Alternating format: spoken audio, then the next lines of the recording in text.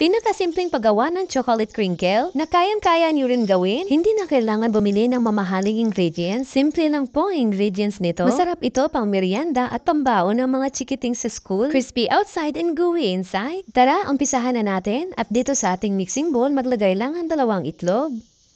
At 1/4 cup ng vegetable oil. Lagyan rin natin ng 1 teaspoon ng vanilla extract. At 1/4 cup ng asukal. I-mix-mix lang po natin itong mabuti hanggang sa matunaw ang asukal. At kapag okay na, mag-sit muna tayo ng 1 cup ng all-purpose flour. At sunod natin ilagay ang 3/4 cup ng sweetened cocoa. Ito pala ang brand na ginamit ko.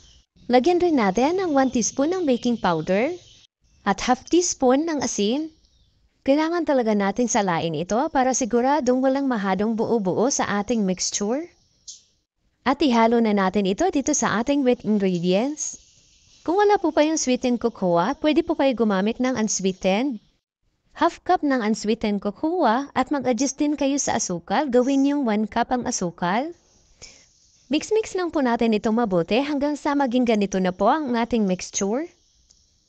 Ganito po kalapot dapat ang ating mixture.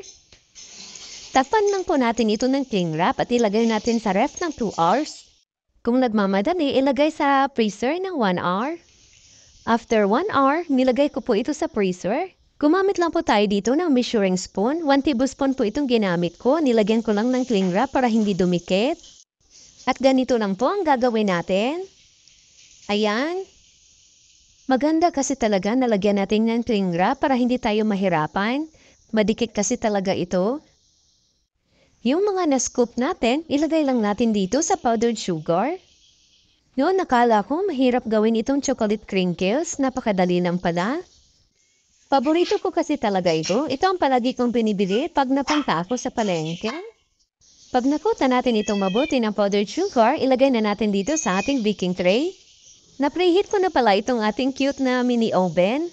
At lutuin lang natin ito ng 170 degrees Celsius for 15 minutes. At ayan na, luto na ang ating napakasarap na chocolate crinkles. Sa 1 cup ng all-purpose flour, nakagawa tayo ng 16 pieces na chocolate crinkles. Kaya subukan niyo na rin pong gumawa nitong ating chocolate crinkles recipe. Maraming salamat, hanggang sa susunod po!